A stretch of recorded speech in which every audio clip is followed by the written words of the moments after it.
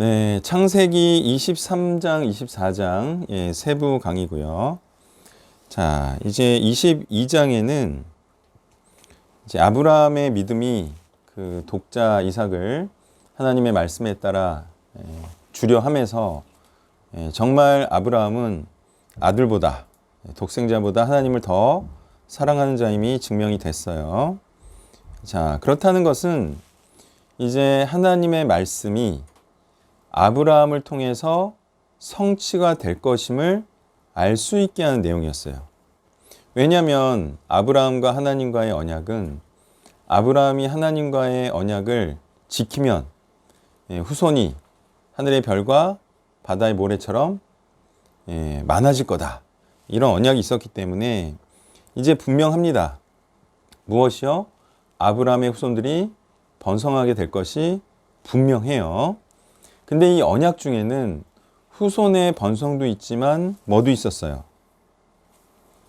축복의 땅, 가나안 땅을 주겠다는 언약도 있었죠. 그러니까 23장은 이렇게 하나님의 뜻이 또는 하나님의 언약이 아브라함을 통해서 이루어져 간다는 것을 말씀하고 있어요. 그래서 23장에는 드디어 아브라함이 이 나그네처럼 지내던 거류하던 땅에서 자신의 소유지가 생기게 됐음을 말해주고 있어요. 그 계기가 이제 사라의 죽음이었다 이렇게 말해주고 있고요. 이 아브라함이 이 땅을 소유로 할 때 과연 어떤 소감이었을까? 그렇죠? 아브라함이 그냥 하나님의 말씀에 따라서 본토 친척 아비집을 떠날 때만 해도 어떻게 가나안 땅을 자기가 가질 수 있을까? 정말 막연하지 않았을까요? 그죠? 근데 그 막연했던 생각이 지금은 실제로 일어나고 있음을 볼 수가 있어요.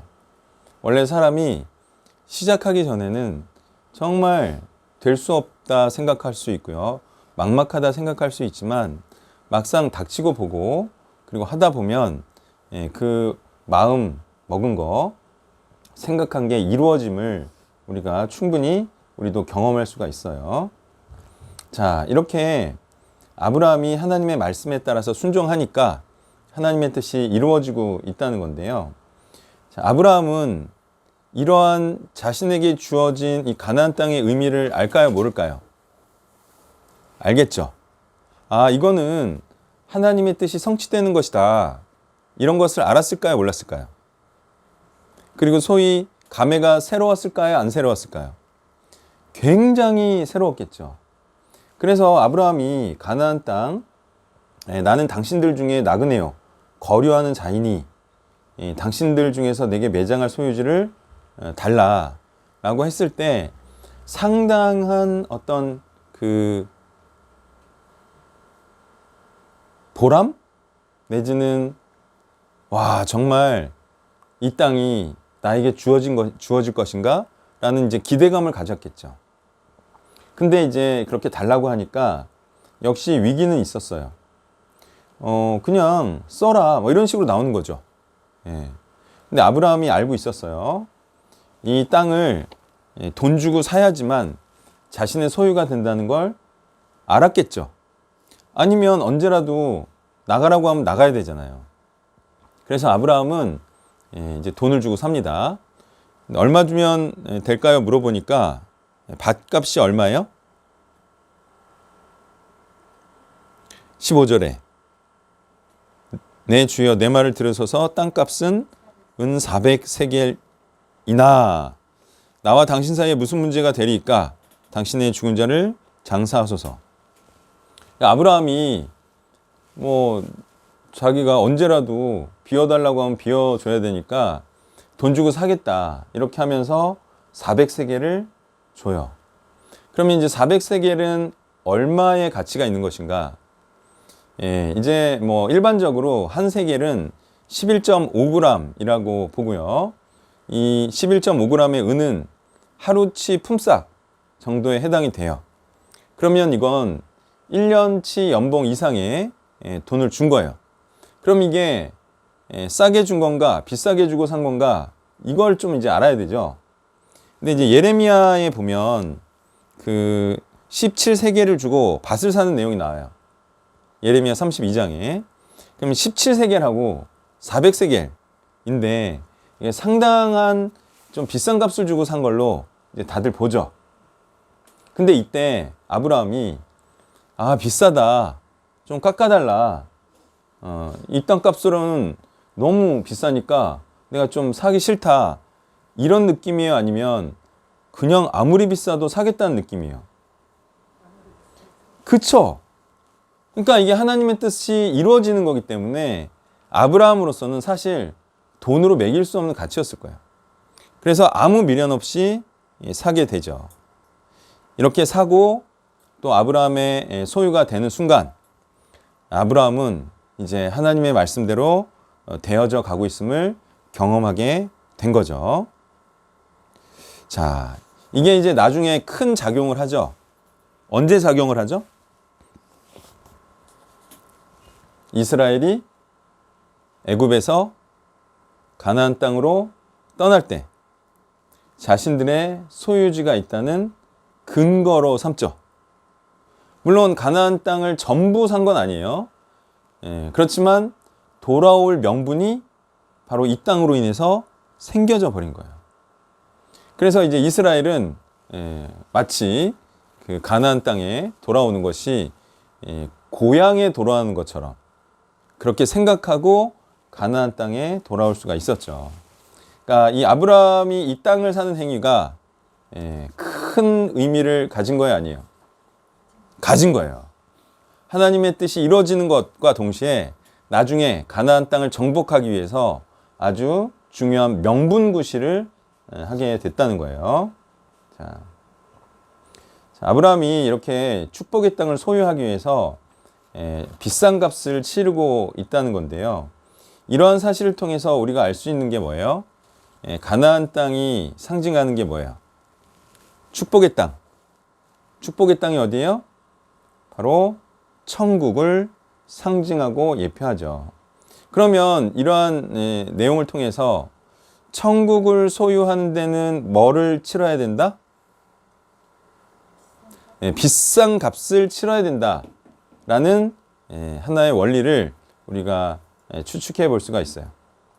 그러면 성경에 이런 내용이 있을까요? 거저받는 구원 또는 값없이 받는 구원, 이런 표현 자체가 있어요, 없어요?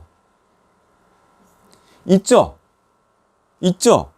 근데 여기서는 성경 본문은 상당한 값을 치르고 하나님의 기업을 얻었다 이렇게 말하고 있잖아요. 뭐가 맞는 거죠? 그래서요, 이제 성경 공부를 많이 해야 돼요. 이제 성경을 잘 모르고 값없이 받는 구원이 정말 값을 치르지 않고 받는 구원이라고 생각하면 성경과 다른 내용을 믿는 거예요. 이 내용을 좀 설명을 드릴 건데요. 거저받는 구원과 값없이 받는 구원이란 어떤 고난이나 희생을 치르지 않고 받는다는 의미가 아니고요. 하나님께서 하나님의 말씀이자 복음을 전할 때 값을 받지 않고 주셨다는 것을 의미합니다. 뭐라고요? 구원을 값없이 주신다는 게 아니고 뭐를 값없이 주신다고요? 뭐를? 다시 읽어드릴게요. 하나님께서 하나님의 말씀이자 복음을 전할 때 값을 받지 않고 주셨다는 것을 의미합니다. 자, 구원을 값없이 주셨다는 거예요. 말씀을 값없이 주셨다는 거죠.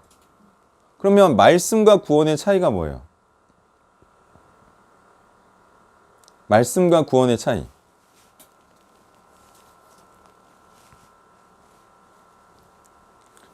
말씀은 구원이에요, 아니에요? 말씀은 구원이에요, 아니에요?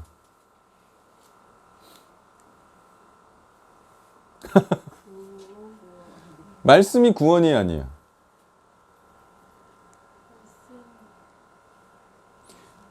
자, 말씀은요, 그 자체가 구원이 아니고 말씀을 받아들여야 구원을 받는 거예요.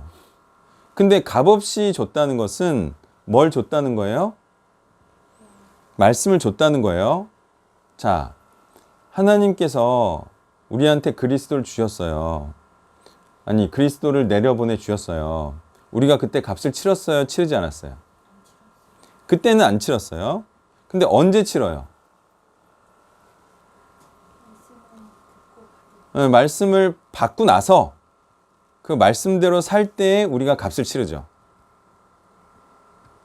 그러니까 이거가 어떻게 이제 확실하게 알 수 있냐면 고린도전서 9장 18절에 이런 내용이 나와요.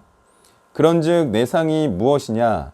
내가 복음을 전할 때에 값없이 전하고 복음으로 말미암아 내게 있는 권리를 다 쓰지 아니하는 이것이로다. 자, 다시 한번 읽어드릴게요. 그런즉 내 상이 무엇이냐? 내가 복음을 전할 때에 값없이 전하고. 그러니까 여기서 말하는 값없이는 바울이 어떻게 했다는 거예요? 전할 때 값을 받지 않고 전했다는 거죠. 전할 때 값없이 값을 받지 않고 줬다는 의미예요. 그러니까 하나님께서 예수님을 보내주실 때 값을 받고 보내주신 거예요? 안 받고 보내주신 거예요? 안 받고 보내주셨죠. 그래서 말씀을 줄 때를 말해요. 값없이는. 고린도후서 11장 7절 보면 내가 너희를 높이려고 나를 낮추어 하나님의 복음을 값없이 너희에게 전함으로. 똑같죠? 예, 똑같아요. 요한계시록 21장 6절이에요. 또 내게 말씀하시되 이루었도다. 나는 알파요 오메가요 처음과 마지막이라. 내가 생명수 샘물을 목마른 자에게 값없이 주리니. 이것도 어때요? 말씀을 줄 때 값을 받지 않고 준다라는 거죠. 그래서 이 값없이 주는 구원 뭐 이런 표현은요. 말씀을 전하는 자가 대가를 받지 않고 말씀을 전하는 것을 값없이 주는 구원이라고 표현합니다.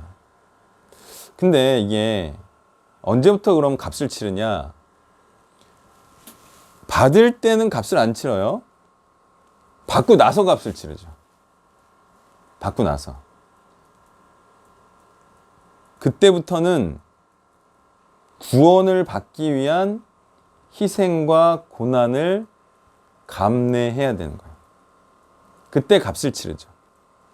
그래서 구원의 값은 뭐라고 성경이 말하고 있죠? 구원은 마치 이거와 같다. 천국은 마치 이것과 같다. 모든 것을 들여서 팔아서 진주한 날을 사는 것 같다. 구원을 그렇게 표현하나요? 거 보세요. 말씀은 값없이 받아요. 그렇지만 구원은 모든 것을 팔아서 사는 것이 구원 티켓이라는 겁니다. 그래서 지금 가나안 땅을 얻는 거, 아브라함이 어떤 값을 치르고서라도 가나안 땅을 사려고 한 이것은 성경적인 원리에 따른 거죠. 나중에 그 이스라엘 백성들이 그 가나안 땅을 차지하기 위해서 뭐를 걸어요? 목숨을 걸죠. 그렇게 자신의 모든 것을 다해야지만 천국 땅을 기업으로 얻을 수 있다. 자, 그래서 복음을 받아들인 자는 이후에 복음의 진 값을 갚아야 하는 후불제다. 아셨죠? 후불제다. 은혜는 갚아야 된다. 은혜를 받았으면 반드시 갚아야 된다. 먼저 받고 그 다음에 갚는 후불제다. 그래서 더 이상 갚지 않아도 된다라는 것은 정말 배은망덕한 거죠. 은혜를 모르는 거죠. 그래서 갚지 않으면 복음은 또한 더 이상 진전해 가지 않을 것이다. 이게 뭐 어떻게 보면 너무나도 당연한데요. 이제 그 값지고 귀한 복음을 받았어. 그때 이제 깨닫게 돼요.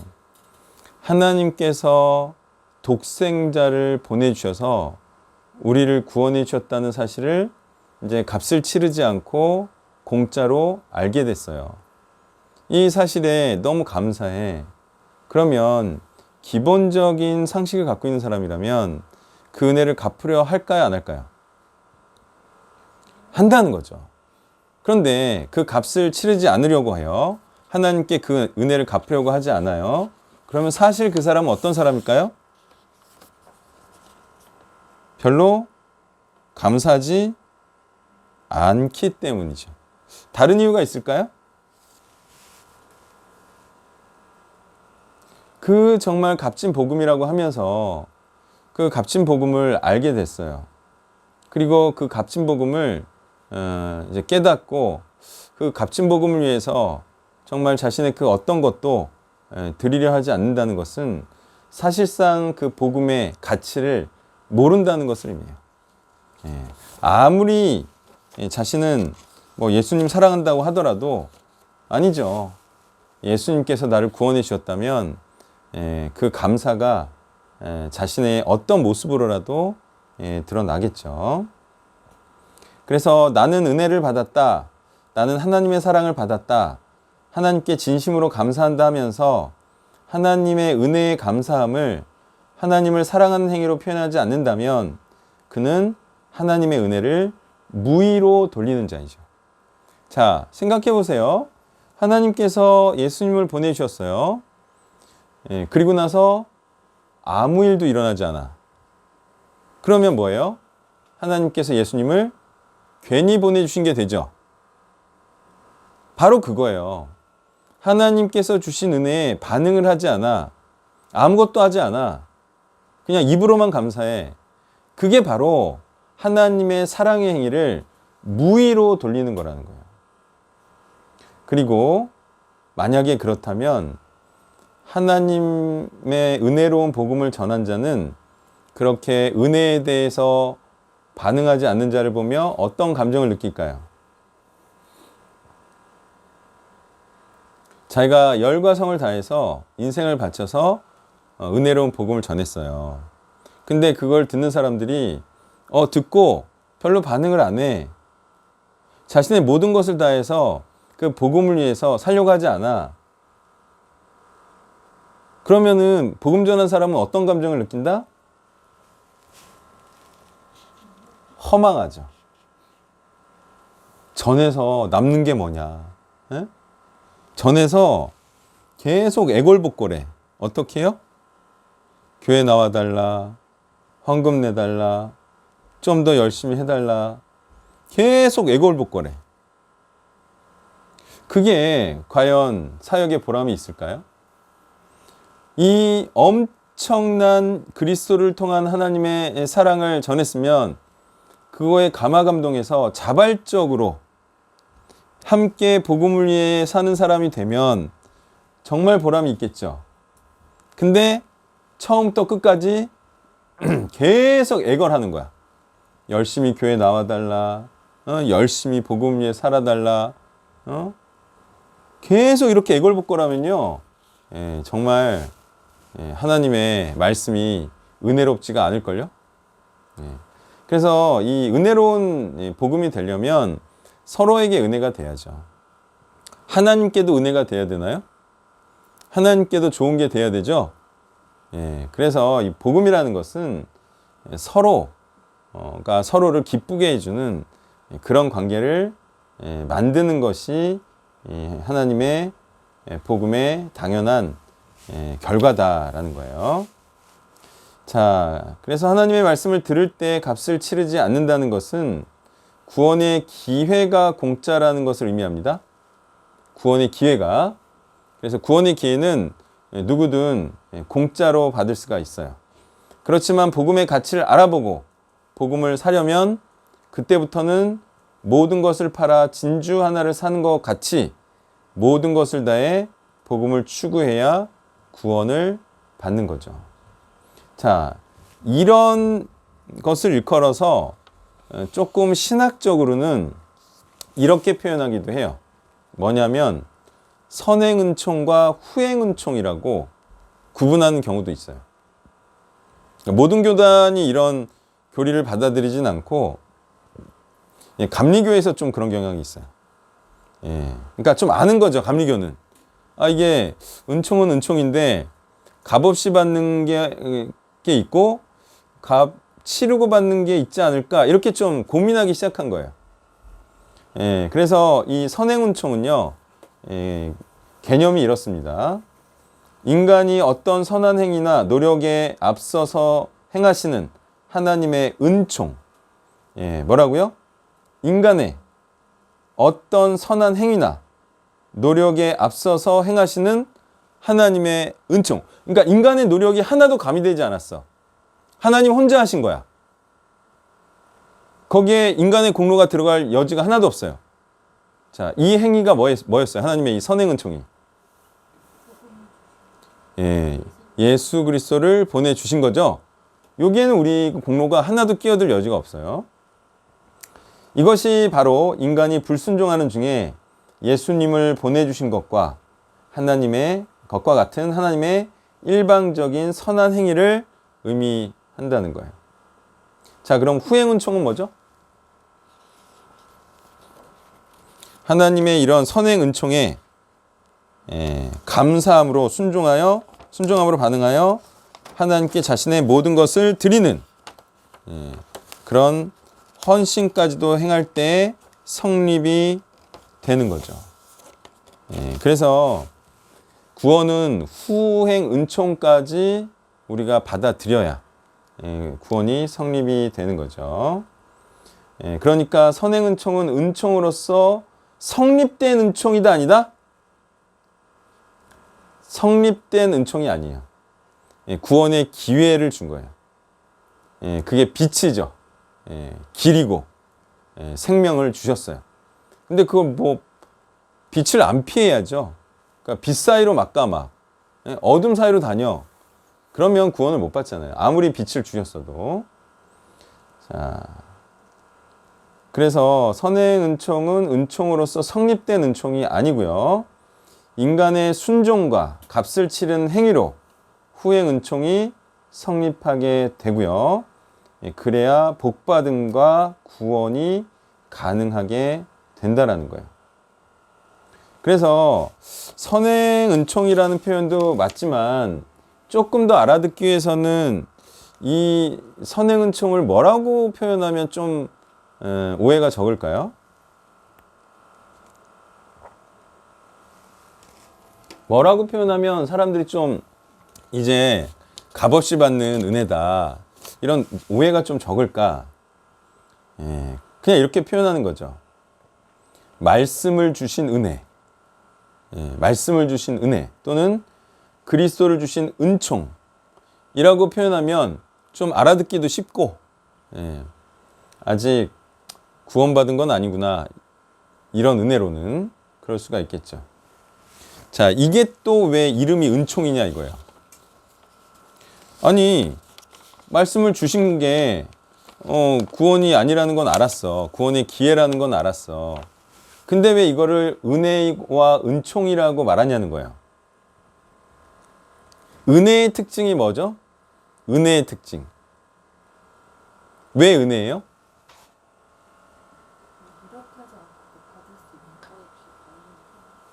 은혜의 중요한 특징. 은혜.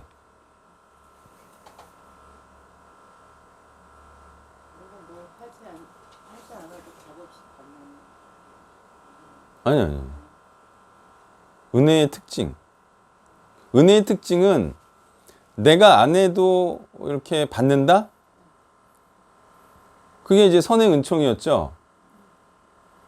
근데 아니 그게 내가 좋으려면 이 은혜가 좋다라는 거거든요.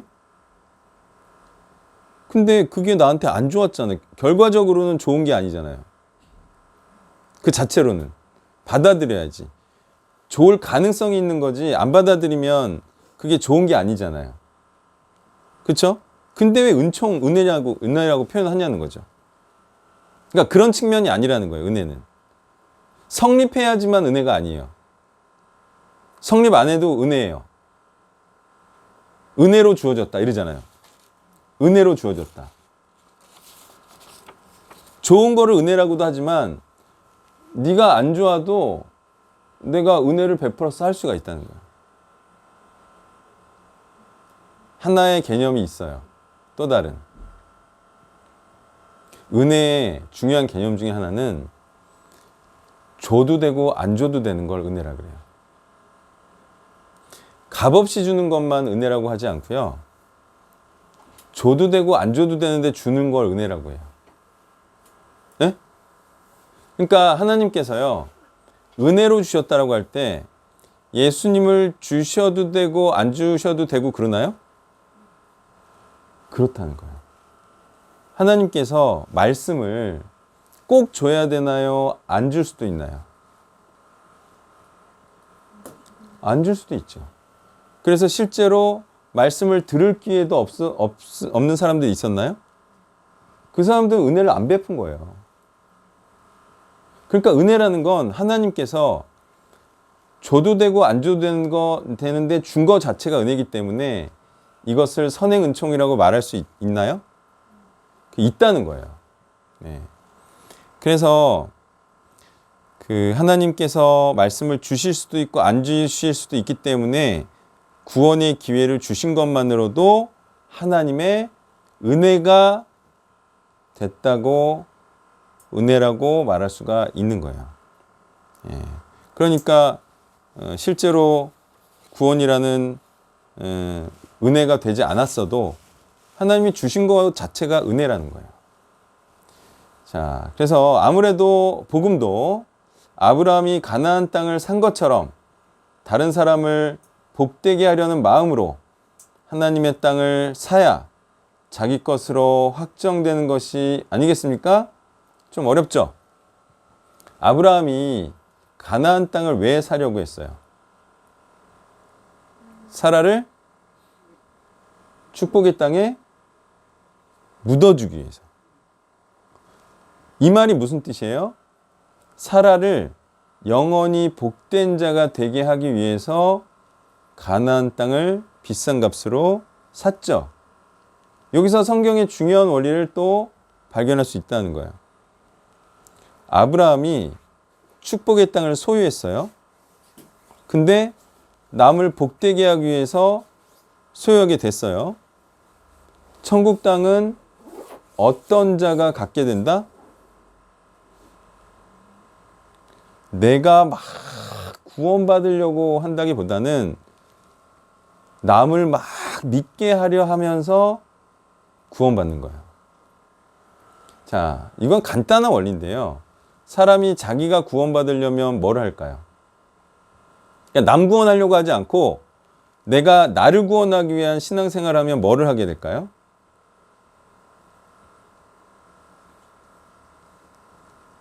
자기를 위한 삶을 살겠죠. 자기 신앙 좋아지려고 하겠죠. 남을 신앙 좋게 하려는 활동을 안 하겠죠. 자기 신앙 좋아지는 것만 하겠죠. 물론 신앙 좋다는 것 자체가 그런 개념이 성립이 안 되기 때문에 현실적으로는 말이 안 되는 얘기지만 어쨌든 우리가 그냥 한번 성경의 내용을 잠깐 잊어버리고 생각을 해보자고요. 사람이 자기 구원을 위해 살면 자기한테 집중하고 자기를 위해 노력하겠죠.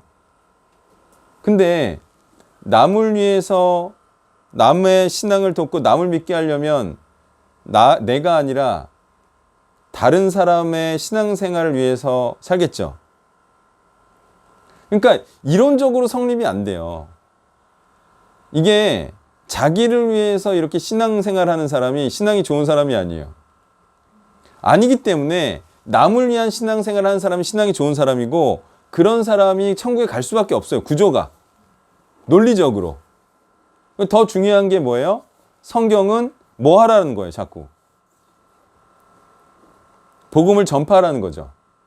성경이 야, 너 신앙을 좋게 해. 야, 너 말씀 묵상해서 너 잘 가지고 있어. 어? 남 주지 말고 너 잘 가지고 있고 그래야 너 하나라도 천국 가. 이런 말을 해요? 아니면 자꾸 말씀을 나눠줘서 다른 사람 믿게 하라고 말해요? 후자잖아요. 그러니까 보세요. 지금 원리가 그대로 드러나요. 아브라함이 자기를 위해서 가나안 땅을 사고 있는 게 아니라 사라를 복되게 하기 위해서 영원히 축복의 땅에 거하게 하기 위해서 샀더니 자기도 나중에 어디에 묻혀요?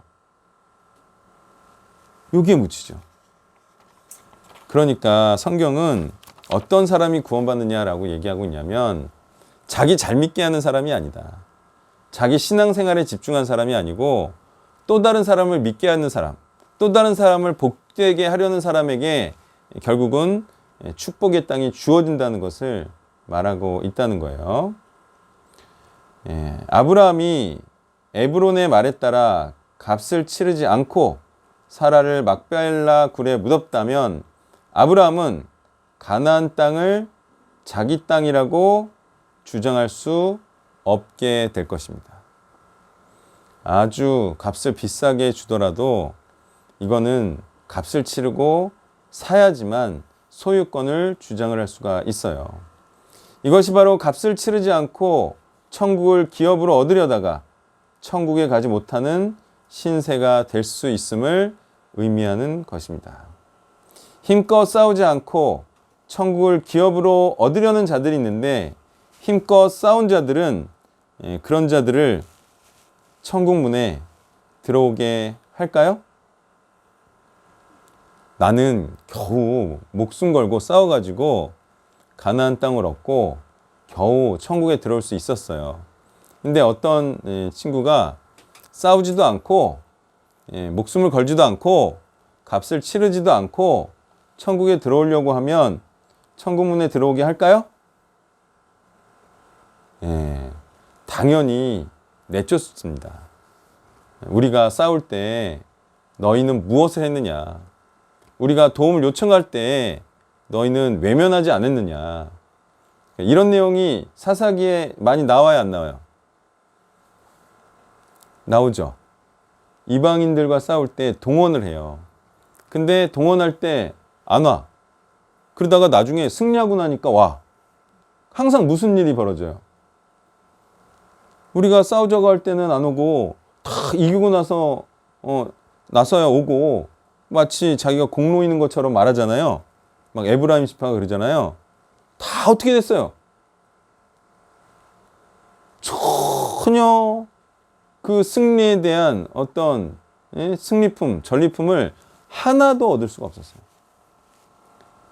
목숨 걸고 싸울 때 동참하지 않은 자들이 나중에 승리했을 때, 복음이 승리했을 때 어떤 취급을 받을지는 너무나도 당연한 겁니다.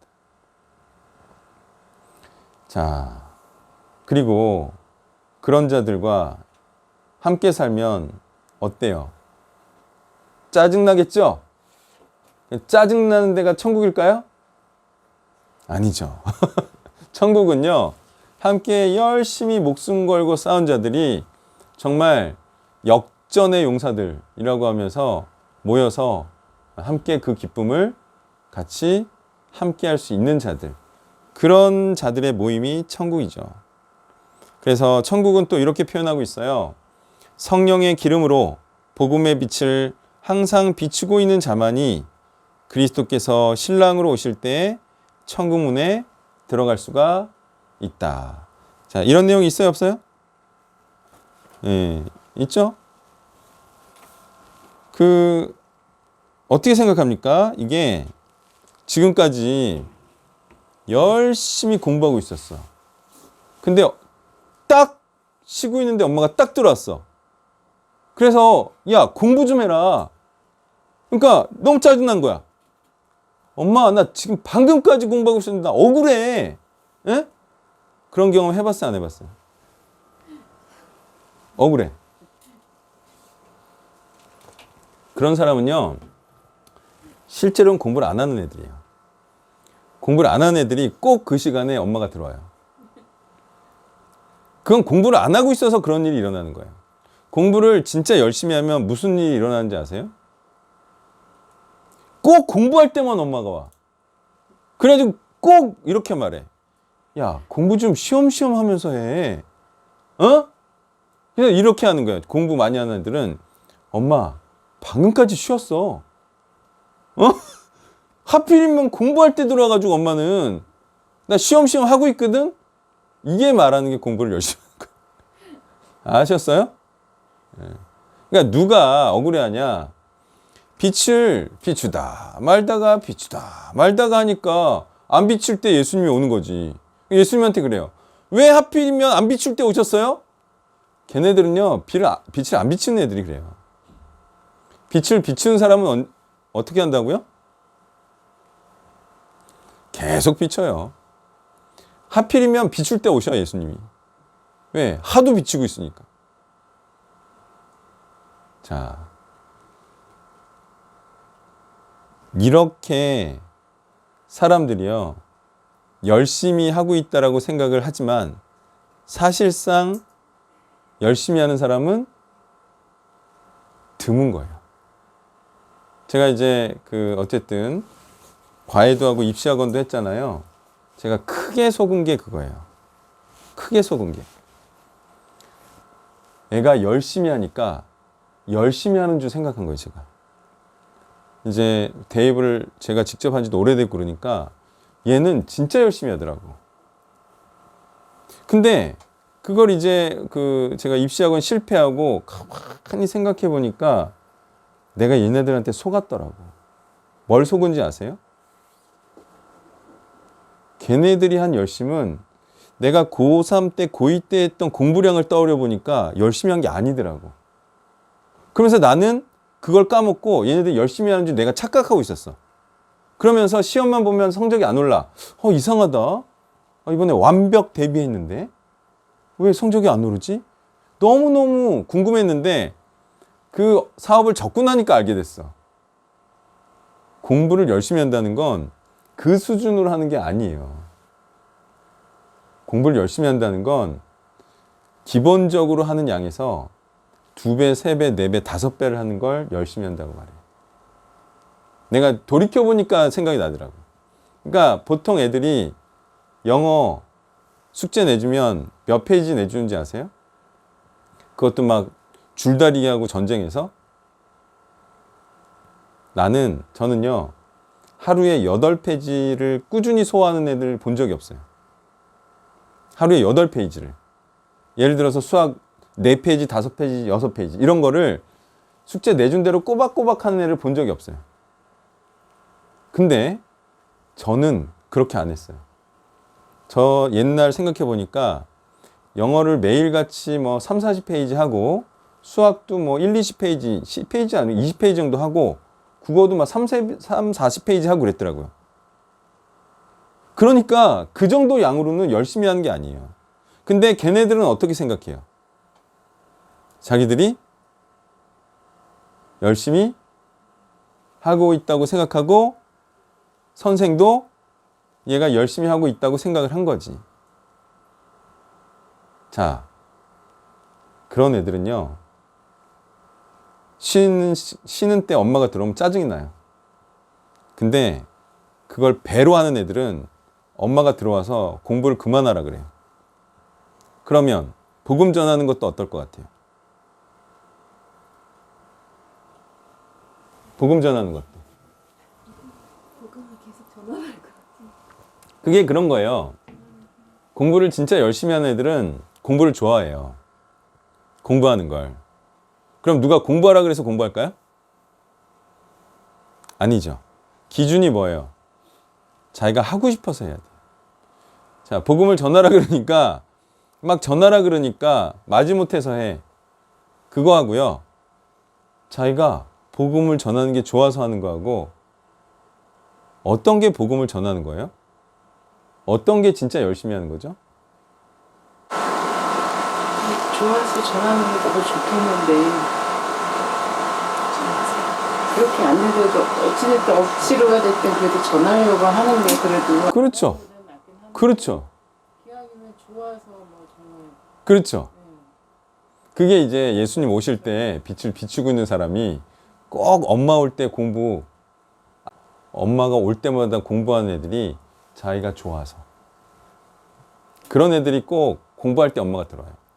공부하는 걸 좋아서 하는 애들, 걔네들은 꼭 공부할 때 엄마가 들어와요. 예. 이게 아실 거예요. 무슨 말 하는 건지. 그러니까 예를 들어서, 뭐 자꾸 공부 얘기지만 제가 고3 때 입원했었는데 원장님이 뭐 새벽에도 오고 뭐 늦게도 오고 밤에도 오고 그래요. 근데 원장님 올 때마다 내가 공부하고 있는 거야. 그 원장님이 저를 날라리로 알았거든요. 무슨 고3이 위장에 펑크가 나. 그 술, 담배 하는 줄 알았어요. 원장이. 그래가지고 애가 얼마나 이렇게 놀았으면 이렇게 위장에 빵꾸가 났나 이렇게 했는데 들어올 때마다 공부를 하니까 원장님이 얘 진짜 공부하다가 위장에 빵꾸 났구나 이렇게 인정을 해줬어요. 그러니까 병원 최초로 도시락을 싸줬는데 자, 자기가 좋아서 하면요 알까요 모를까요? 그러면 엄마가 공부하라는 말도 안 해요. 왜? 자기가 좋아서 하는 사람한테 공부하라고 말 안 하죠. 근데 지금 맞는 말 하셨어요. 그래도 공부 안 하는 사람한테 공부하라고 해서 억지라도 하게 하는 게 그나마 좋긴 좋은 건가요? 그렇죠. 그렇지만 칭찬은 못 받아요. 칭찬은 못 받아요. 공부를 좋아하면 어떻게 해야 될까? 그거는 이런 질문과 같죠. 내가 너무 피아노 치는 걸 좋아하고 싶은데 어떻게 하면 피아노 치는 거를 좋아하게 될까요? 그쵸? 그럼 그 얘기 한번 해볼까요? 어떻게 하면 피아노 치는 게 재밌고 정말 누구보다도 열심히 하고 싶게 될까요? 재미가 되려면은 일단은 어느 정도 쳐야지 그쵸? 수준에 올라가. 재미를 느낄 정도는 돼야죠. 좋은 말. 그러면 재미를 느낄 정도로 하려면 피아노 몇 년 학원 다녀야 되고 하루에 몇 시간 쳐야 돼요? 재미를 느낄 정도 되려면.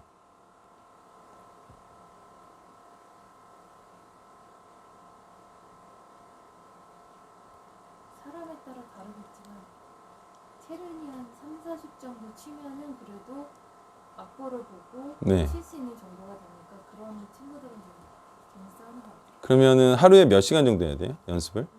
학원에 뭐 1시간은 꾸준히 다녔던 것 같고 그렇게 해서 매일 1시간? 그쵸.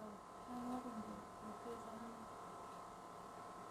사람마다 다르긴 한데 체른이 3, 40까지 가려면 그래도 한 몇 년은 배웠던 몇 년이요? 하루에 1시간씩?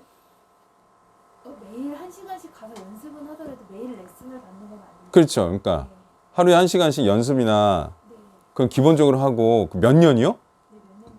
들으셨죠? 그 정도. 관심을 갖고, 그러니까 이게 중요한 게 재미를 느끼려면 이제 뭘 들으면서부터 재미를 느끼죠? 잘한다. 잘한다. 예? 칭찬. 칭찬을 딱 듣기 시작하면 재밌어요. 그 정도까지 가면 돼요. 칭찬. 그러면 이제 칭찬받을 정도로 성경 잘 이렇게 숙제 해오고 발표하려면 어느 정도 하면 되죠? 그러니까 피아노의 난이도하고 성경의 난이도하고 또 다르니까. 자, 이제 칭찬받는 수준이라는 얘기가 좀 나왔어요. 자, 칭찬받으려면 몇 년 해야 돼요? 아니요. 제 수준은 평생 그러니까 사람에 따라 다르지만 일반적으로. 5년? 사람에 따라 다르지만 그러니까 하루에 1시간씩 해서 한 5년이라고 저도 보여요. 하루에 1시간씩 5년 정도 하면 발표할 때 저한테 괜찮다 이런 얘기는 들을 수 있어요. 오늘 좋은 얘기 했죠? 자, 자매님 이제 알았죠? 1시간씩 5년. 1시간씩 5년. 그 정도 하면은 좀 재미가 붙어요. 근데 그게 체른이 30이 이제 나 좀 한다, 나 이제 좀 피아노 친다 해요? 아니면 이제 걸음마 뛰어서 내가 이걸 지속할 수 있겠다라는 수준이에요?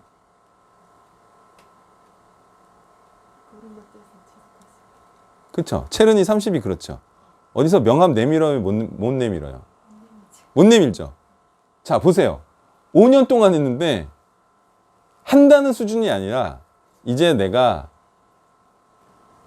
그냥 조금 재미 붙이고 이제부터 이 입문을 해서 포기하지 않을 정도 됐다가 1시간씩 5년이에요.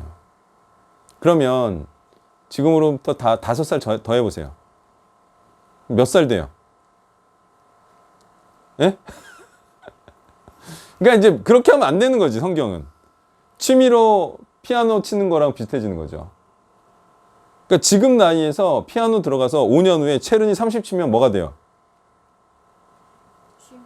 그거는 뭐 아무것도 아닌 거지. 나이 들어서. 그러니까 성경도 그렇게 되고 싶어요? 우리가 프로가 되려는 건데. 그러니까 그렇게 해서는 안 되고, 두세 시간씩 3년 해야 돼요. 그리고 나서도 성경과 관련된 책들을 많이 섭렵하고, 이제 제가 객관적인 답은 드렸어요. 어느 정도 하면 되나. 어마무시하게 해야 돼요, 사실은. 자, 그래 뭐 성경 그래도 정복하면 장원급제 하는 거예요. 장원급제. 장원급제보다 더한 거지 사실 왕이 되는 거니까. 자, 창세기 24장 한번 볼게요. 그 아브라함이 나이가 많아 늙었어요. 그래서 범사에 하나님께서 복을 주셨어요. 자, 하나님께서 복을 주신 이유가 뭐라고요? 나이가 많아서 아, 지금 유머하신 거예요? 네. 아브라함이 사는 날 동안 하나님의 말씀에 철저하게 순종하면서 살아왔더니 하나님께서 복을 주셨어요. 그런 증거들이 앞에 있었어요, 없었어요? 방금 앞에만 하더라도 하나님의 언약의 말씀이 이루어지기 위해서 은 400세겔도 아까워하지 않고 하나님께서 주시겠다고 하신 언약의 땅을 샀죠? 이것도 믿음의 행동이고, 또 이삭을 바치라고 했는데 바치라고 한 것도 순종의 행동이었죠. 자, 이런 것들을 통해서 하나님께서는 복을 주셨다. 근데 아브라함이 이 복을 많이 받고 지금 원하는 게 뭐냐면 이삭의 아내를 자신의 족속에게 가서 데리고 오라라고 말하고 있어요. 자, 하나님의 복의 그 내용이 뭐였어요? 다시 한번. 두 개였죠. 하나는 후손이 많아지는 것. 두 번째, 가나안 땅을 주겠다. 그거죠. 이 복의 핵심이 그 두 개인데, 이 소유물이 많아지는 것은 복의 축에 껴요, 안 껴요? 이거는 소위 작은 복이죠. 후손이 많아지는 복하고 이 천국을 기업으로 받는 게 이게 큰 복이고, 소유물이 많은 거는요, 사실 복에 끼지도 않습니다. 또 한번 잘 생각해 보세요. 이 복 중에서 아브라함이 가진 복 중에서 가장 큰 복이 뭘까요? 잘 생각해 보세요. 아브라함이 생각할 때 자기의 소유물 중에서 가장 복된 것이라고 생각한 소유물이 뭐였을까요?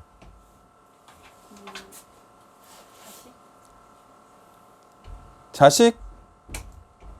이삭. 그죠? 근데 왜 이삭이 아브라함이 생각할 때, 아, 얘가 제일 내 소유물 중에서 제일 중요해 라고 생각한 이유가 뭘까요?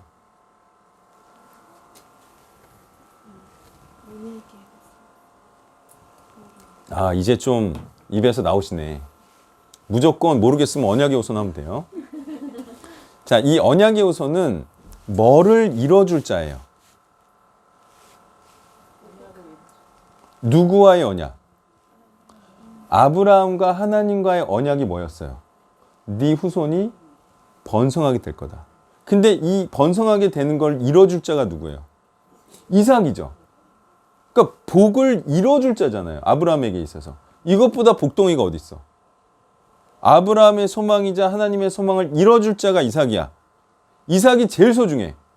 이삭 자체가 복덩이고 얘가 복을 이룰 자야. 그래서 다른 여타 소유물은 복도 아니다라고 말한 거예요. 아셨죠? 예. 자, 그러니까 지금 무슨 내용을 말하고 있어요? 이 이삭이 계속 언약의 후손이 되게 해서 내 복을 성취시켜줄 자로 하기 위해서는 뭐가 중요해요? 뭐가 중요해요? 자, 이삭이 아브라함의 소망이자 하나님의 언약을 이룰 자이죠. 그러면 그 다음에 중요한 게 뭐예요? 이삭이 언약의 후손이죠. 그걸로 하나님의 언약이 이루어져요? 이루어지지 않죠. 그러면 아브라함의 후손이 많아지기 위해서는 또 뭐가 필요해요?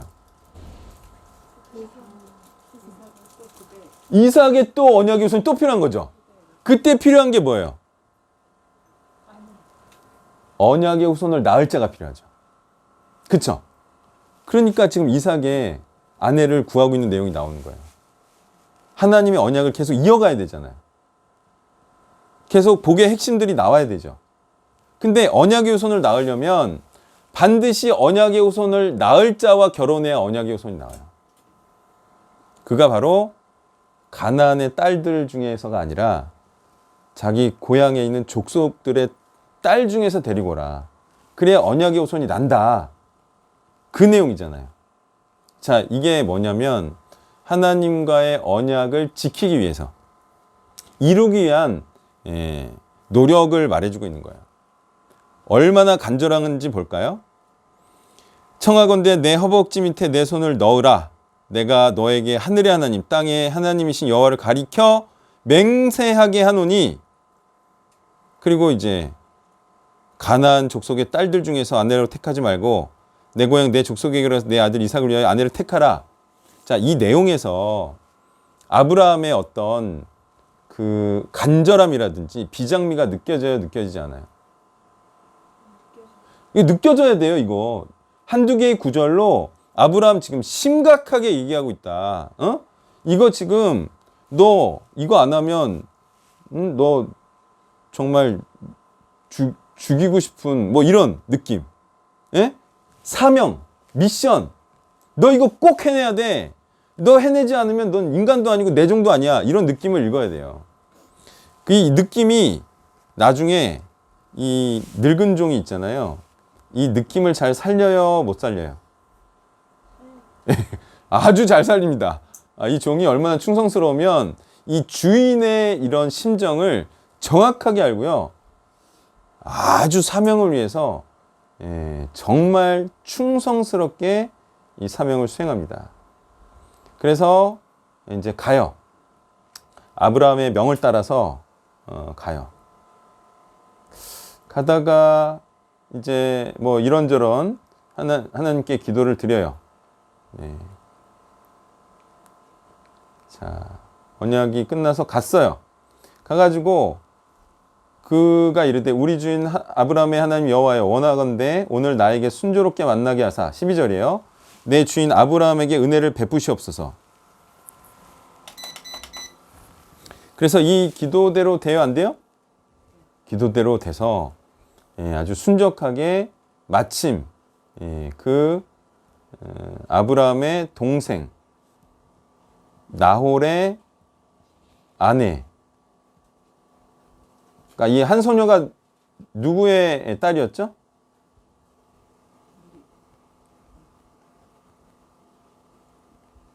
아브라함의 동생 나홀의 아내 밀가의 아들 부두엘의 소생이라. 그러면 이삭보다 이제 한 아래 단계죠. 그리고 아브라함과 나홀과 동급이죠. 그래서 이 나홀, 자기 아브라함의 족속의 소생의 딸과 만나게 돼요. 자, 순적하게 만나게 해주셨어요. 자, 이유는 뭐예요? 12절의 기도에 그대로 담겨 있죠. 하나님께서 순종하게 만나게 해주신 이유는 뭐예요? 하나님께서 아브라함에게 은혜를 베푸셨기 때문이죠. 그러면 하나님께서는 왜 아브라함에게 은혜를 베푸셨죠? 순종하는 자이니까, 이쁘니까, 선한 자이니까 은혜를 베푸셨죠. 그래서 14절에 주께서 내 주인에게 은혜 베푸심을 내가 알겠나이다, 이렇게 분명히 말하잖아요.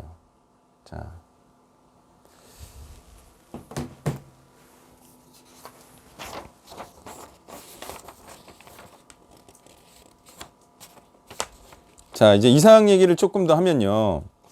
이삭이 또 다른 언약의 후손을 낳을 자이기 때문에 정말 그 하나님과의 언약을 이룰 자이기 때문에 소중하다. 그리고 이삭은 나중에 이제 이스마엘은 떠나보내고, 그리고 다른 여자의 소생들은 아브라함이 별로 유산물을 안 주거든요. 이삭에게 대부분의 유산물을 줘요. 왜? 언약의 후손만이 아브라함이 가진 것들을 헛되게 쓰지 않을 자이기 때문에. 그동안 아브라함이 수고하면서 모은 재물들을 이삭은 하나님을 위해, 언약을 위해 쓸 자이기 때문에 또 이삭이 소중한 거고, 또 이삭이 모아놓은 것도 헛되게 쓰지 않으려면 언약의 후손에게 물려줘야 하겠죠. 그래서 이 올바른 자식이라는 거는 그동안 자신이 이룬 것들을 또한 헛되지 않게 하는 자들을 의미하죠. 이 사실을 모르면요, 그냥 아들이라고 해서 막 물려주잖아요. 망나니 같은 자식이요, 그걸 또 헛되게 써요. 그러면 그건 물려준 거예요, 안 물려준 거예요? 열심히 모아가지고 자식한테 물려줬더니 이 돈을 헛되게 써. 또 자기를 위해서 써. 그러면 순종하면서 살아온 사람은 이걸 물려준 거예요, 안 물려준 거예요? 이걸 내 것을 엉뚱한 데에다 쓸 사람한테 주는 순간 내가 모은 거는 헛수고가 되어버려요. 이 모든 소유, 하나님께서 주신 것을 하나님을 위해 쓸 언약의 후손에게 물려줘야지만 이 복이 계속 복되다고 말할 수가 있는 거죠. 자, 그래서 이 아브라함이 이걸 알기 때문에 이삭에게만 대부분의 유산을 물려주는 것은 하나님을 위해서 쓰는 자에게만 자신의 것을 물려주려 한 것이라는 거예요. 자, 그래서 이 24장에서도 아브라함이 하고자 하는 일은 이삭의 후손이자 자신의 후손을 약속의 자녀로 만들어내고자 늙은 종에게 사명을 부여하고 있습니다. 이것이 아브라함이 자신의 소유를 믿지 않는 후손에게 빼앗기지 않는 일이에요. 자, 다시 말해 언약의 후손이 아닌 후손에게 자신의 소유를 물려주면 그 소유물이 어떻게 되는 거라고요? 빼앗기게 되는 거예요.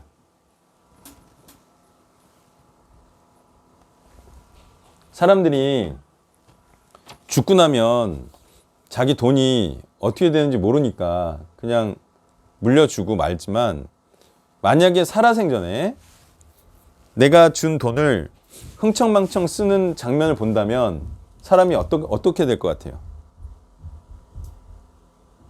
물려주고 죽어서 그렇지만 사실 흥청망청 쓰고 잘못된 곳에 쓸 아들한테 주고 그걸 살아생전에 보고 있다고 생각해봐요. 어떨 것 같아요, 사람 마음이? 엄청난 배신감과 화가 들겠죠. 내가 어떻게 모은 돈인데 이렇게 되는 거죠. 그러니까 자기가 잘 쓰는 것도 중요하지만 물려주는 사람이 어떻게 쓸 사람이냐도 그만큼 중요한 거예요. 그런 것 같아요, 아닌 것 같아요? 너무너무 중요한 거예요. 근데 사람들이 난 죽으면 뭐 끝이, 이렇게 생각해서 후세대 사람을 생각하지 않는데 이게 확실하게 하나님과의 언약을 지킬 사람에게 자신의 것을 물려줘야 된다는 거예요.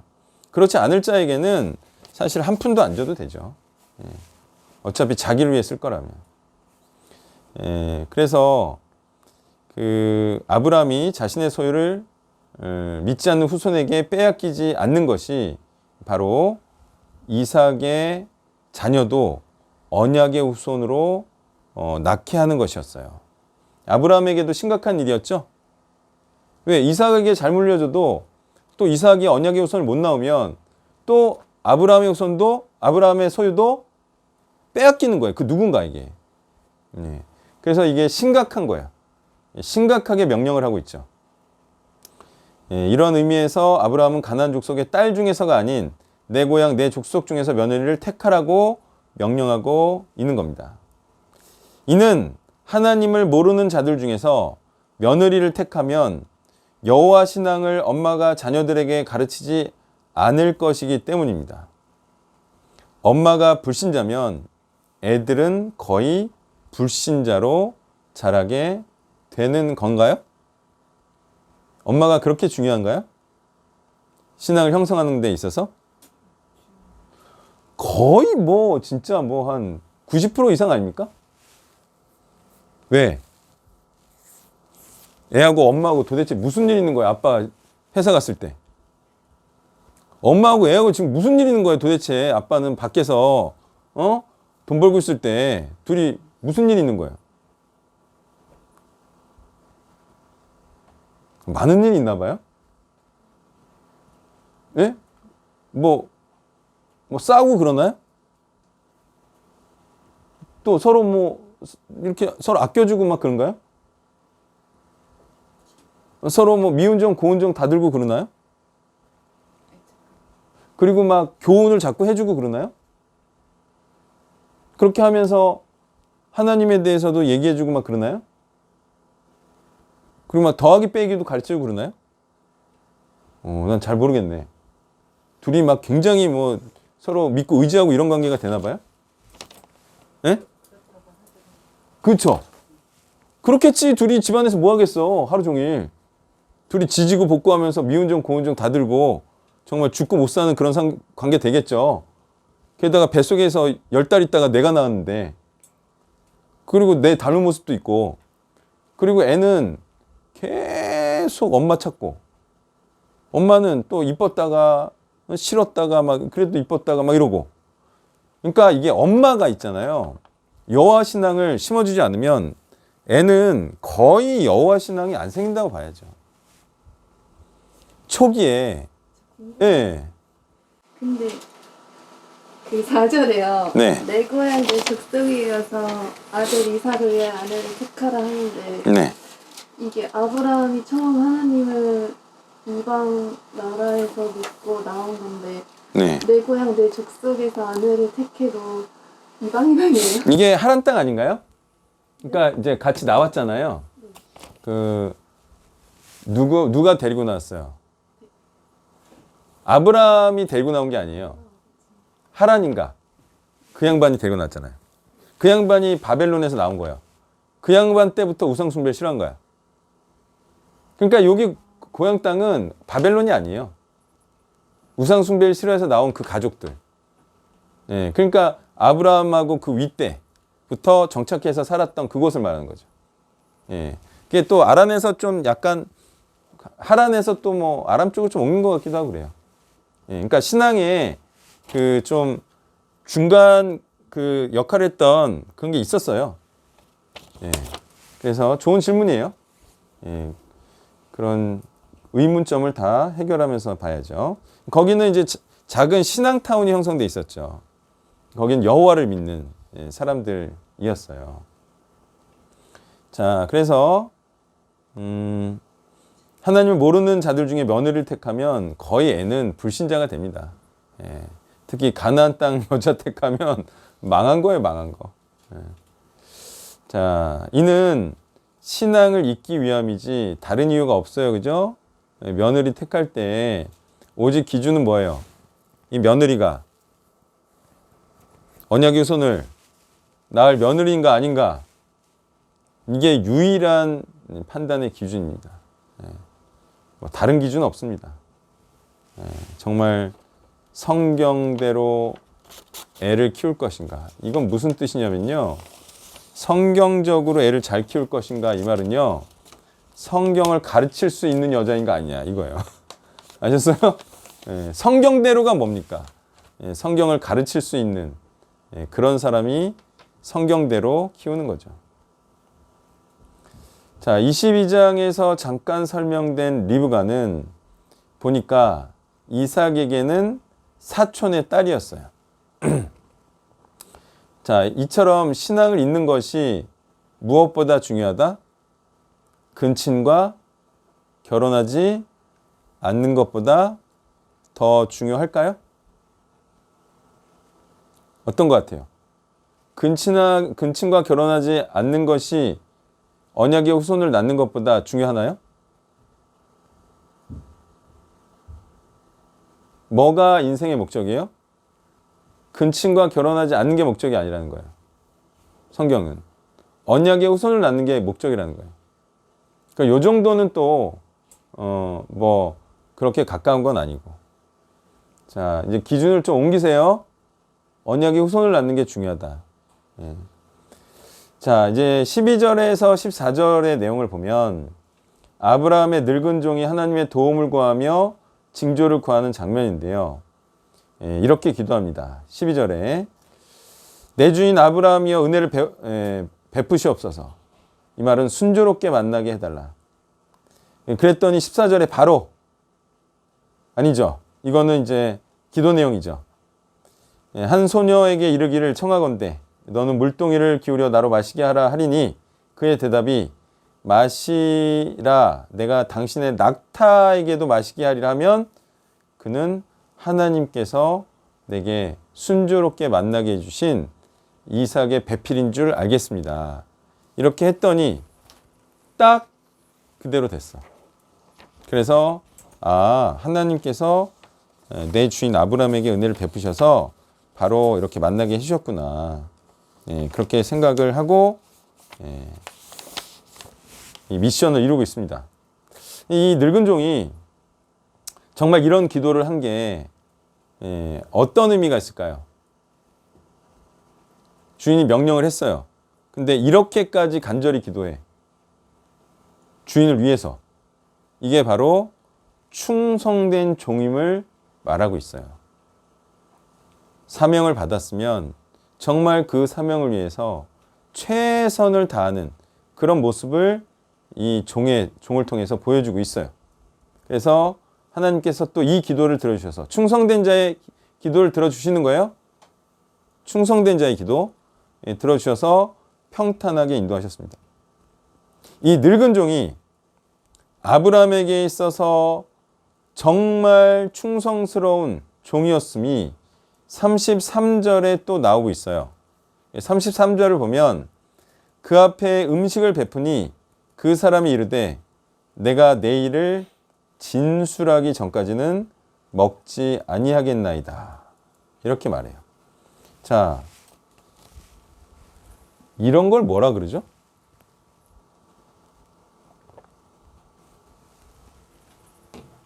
내가 하나님의 뜻을 행하기 전에는 음식을 먹지 않겠다. 이런 내용이 가끔 성경에 나와요, 안 나와요?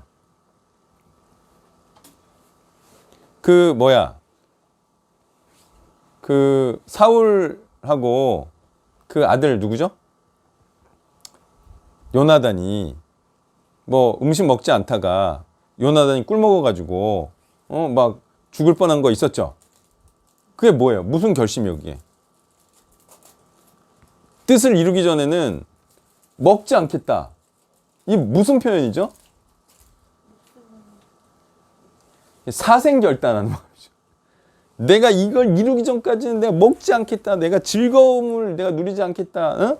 나는 금욕을 하겠다. 뭐 이런 거 있잖아요. 금식도 그런 게 있죠. 우리가 가끔 야권의 지도자들이 금식투쟁 이런 거 있죠. 그건 뭐예요? 목숨을 건다 이거야. 내가 이 뜻을 이루기 전까지는 내가 목숨을 걸겠다. 즐거움을 누리지 않겠다. 이런 거거든요. 그래서 이 종도 이러한 사생결단의 마음을 가지고 내가 내일을 진술하기 전에 먹지 않겠다. 그리고 이것은 이 종이 아브라함의 바람대로 사명감을 가지고 행하고 있음과 이를 성사해내지 않으면 음식도 먹지 않겠다는 일사각오로 일하고 있음을 의미하는 것입니다. 하나님의 사명자들이 다 이런 충성스러운 자이어야 함을 말씀하고 있는 거예요. 예, 모두가 하나님께 충성스러운 종이어야 함을 말하고 있는 거예요. 자, 그리고 이 종은 지체하지 않고 사명을 행하는 모습을 볼 수가 있죠. 지체하지 않죠. 자, 어디 그런 내용이 나와요? 이제 좋다, 리브가 데려가도 좋다, 이런 말을 듣고 지체하지 않고 언제 가려고 해요? 유숙하고 그 바로 다음 날에 아브라함에게 돌아가려 했다는 거죠. 이건 뭐예요? 지체하지 않고 사명을 행하는 모습이다라는 거예요. 우리가 이제 사사기에서 이제 후반부에 레위인이 그 자신의 처를 데리러 가서 자꾸 돌아오는 길을 지체하죠. 그건 뭐예요? 그건 헐렐레 하는 거예요. 하나님의 사람이 가서 먹고 마시면서 계속 지체해. 사명을 행하진 않고. 정확히 이거와 반대잖아요. 이 사명을 가진 이 종은요, 사명을 행하는 것에 목적이 있고 완료하는 것에 목적이 있죠. 그러니까 지체를 하지 않는 거예요. 변수 방지. 빨리 컴플리트. 아직 사명을 완수한 거예요, 아니에요? 사명을 완수하기까지 마음을 놓으면 돼요, 안 돼요? 안 되죠. 근데 사람이 이런 마음이 은근히 생겨요, 안 생겨요? 어차피 가서 내가 이제 얻어먹는 건데 설거지도 안 하고 손님 대접 받고 그리고 융숭하게 대접하고 이걸 뭐라고 하냐면 마음이 풀어졌다 이렇게 말해요. 마음이 풀어지면요 일을 못 이룹니다. 아셨죠? 마음이 풀어지면 그걸로는 이제 원하는 거를 이룰 수가 없어요. 그래서 뭐 중요한 일 앞두고 마음이 막 풀어지고 또 좀 느슨해지고 아니면 오히려 좀 멘탈을 이제 너무 부담 때문에 잃거나 그런 사람들은 끝내는 일을 이루지를 못해요. 예. 자, 물론 리브가의 오라버니와 그의 어머니는 뭐라고 말합니까? 며칠만이라도 함께 있으면 안 되겠냐 이렇게 부탁을 하지만 이 종은 참 대단하게도 전혀 지체하지 않고 리브가를 데려가게 해달라고 강하게 요청하고 있습니다. 그러면 이 오라버니와 그의 어머니는 이런 요청을 하는 게 당연한 건가요? 어때요? 아니, 그동안 잘 살아온 여동생이자 딸이 갑자기 순식간에 하루 이틀 만에 간대. 그러면 좀 석불의 정도 나누고 그래야 되는 거 아니에요? 어때요? 뭐가 맞아요? 그렇죠. 근데 하나님의 입장에 생각하면 지체 없이 아브라함에게 주는 게 맞죠. 그러니까 자꾸 엄마 입장에서 생각하면 아유 며칠만 좀 더 머물게 해주세요. 응? 그래도 십수년간 살아온 딸인데 이렇게 말할 수 있지만 아브라함과 하나님의 입장에서 생각하면 이 며칠도 안 되는 거예요. 자, 왜? 이 지체하지 않는 것이 아브라함과 하나님을 위한 것이 되기 때문이죠. 자, 그래서 우리가 우리의 입장에서는 생각할 수 없는 그런 판단이 올바른 판단인 경우가 많이 있다는 거예요. 자, 리브가 또한 현명하게도 석별의 정을 나눈 것보다는 생산적인 쪽을 택하는 모습이죠. 어차피 갈 거면 내가 뭐 빨리 가서 또 빨리 하나님의 뜻도 이루고, 응? 뭐 굳이 이렇게 있는 거야 뭐 노는 것밖에 아니죠. 그리고 자신들을 위한 거죠. 자, 리브가는 이로써 천만인의 어머니가 되는 상황을 맞이하게 되었습니다. 아, 이거 정말 축하해야 돼요, 안 해도 돼요? 이 절체절명의 순간에 무슨 며칠을 허비합니까? 에? 이삭이 또 기다리고 있는데 아브라함도 목 빠지게 기다리고 있겠죠? 예, 언약의 후손을 만드느냐 마느냐 이 중차대한 사명을 갖고 갔는데, 자, 이는 원수의 성문, 즉 사단의 세력을 칠 언약의 후손들을 많이 낳을 자가 되었음을 의미하는 것입니다. 자, 이 고비가요, 처음에는 항상 처음에 하는 사람이 제일 힘들고 어려워요. 그래서 아브라함이 언약의 후손을 낳을 때 얼마나 힘들었어요?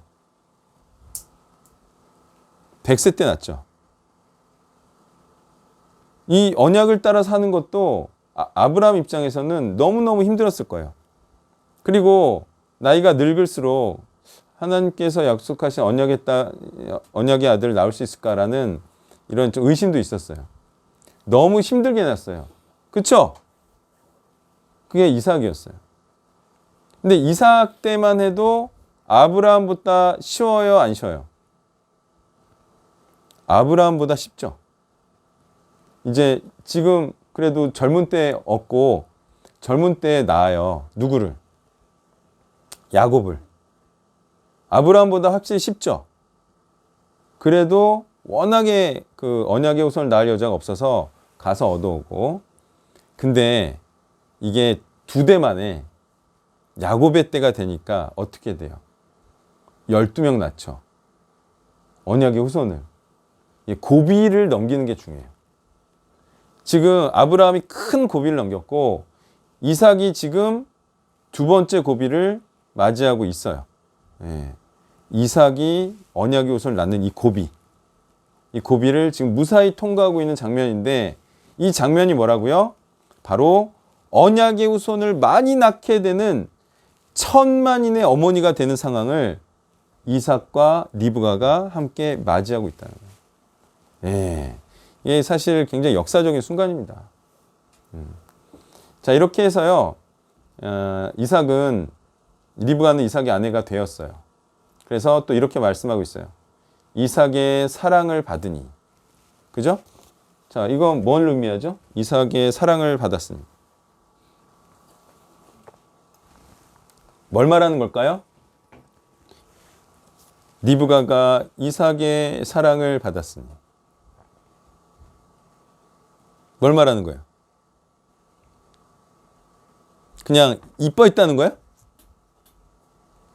그럼 막 선물 사주고 그랬다는 거예요, 뭐예요? 잘 생각해 보세요. 이삭의 사랑을 받았으니. 소위 그 왕의 씨를 받으면 그게 은혜를 받은 거잖아요. 그러니까 언약의 자녀 후손을 낳게 되었다는 것을 의미하죠. 예? 사랑을 받아. 그래서 사랑의 열매를 맺어. 이거 말하는 거예요. 사랑을 받았는데 자식이 안 생겨. 그게 사랑을 한 건지 안 한 건지 누가 알겠어요? 예. 사랑을 받았다는 것은 이제 언약의 후손을 낳게 되었음을 의미하는 거예요. 그리고 바로 그 사랑의 결실이 바로 자녀이죠. 다시 말해 언약의 자손, 언약의 사람들 간의 결합은 반드시 하나님께서 기뻐하시는 또 다른 언약의 후손을 낳는 것, 다시 말해 하나님의 말씀에 순종하는 자녀를 낳는 것이 사랑의 결실이라는 거예요. 자, 우리가 이제 그리스도의 신부로서 그리스도의 사랑을 받는다면 동일하겠죠? 그리스도의 언약의 후손을 낳는 자가 되어야 합니다. 그게 그리스도의 사랑을 받는 증거라는 거예요. 하나님께서 아브라함이나 이삭의 자녀라 하여 순종하지 않아도 기뻐하실까요? 아니죠. 마찬가지라는 거예요. 아브라함이든 이삭이든 뭐 이렇게 언약의 후손을 계속 낳아야 하나님께서 기뻐하시지, 이 아도 순종하는 언약의 후손을 낳지 않으면 하나님께서는 뭐 아무도 기뻐하지 않으세요. 그러니까 아브라함의 자녀 중에서도 하나님께서 기뻐하시지 않는 자녀가 있었고, 또 그런 이제 계속된 불순종의 민족들이 생겨나잖아요. 그런 사람들도 다 아브라함의 후손이고 이삭의 후손이고 그래요. 근데 기뻐하지 않으신다. 그래서 우리가 이제 정말 정신 차려야 되는 것은요, 순종하지 않아도 하나님의 자녀라고 생각하는 어리석음에서 빠져나와야 됩니다. 그죠? 그래서 예수님을 신랑으로 사랑한다고, 예수님께 사랑을 받는다고 생각하면서 예수님의 자녀를 낳지 못하는 자들은 자기가 믿는 자기만의 신앙에서 헤어나와야 됩니다. 반드시 그리스도의 신부로서 그리스도의 후손을 낳는, 그리스도를 닮는 자를 낳는 그런 자가 되어야 되고요. 이렇게 이런 성경과 달리 자기 마음대로 자기를 구원받을 자라, 하나님의 사랑을 받을 자라라고 말하는 것이 바로 선을 악이라 칭하고 악을 선이라 칭하는 선악과를 먹은 인생이라는 거예요. 자, 질문 있으시면 해주시고요. 네, 없으신가요? 네, 없으시면 다음에 또 뵙겠습니다.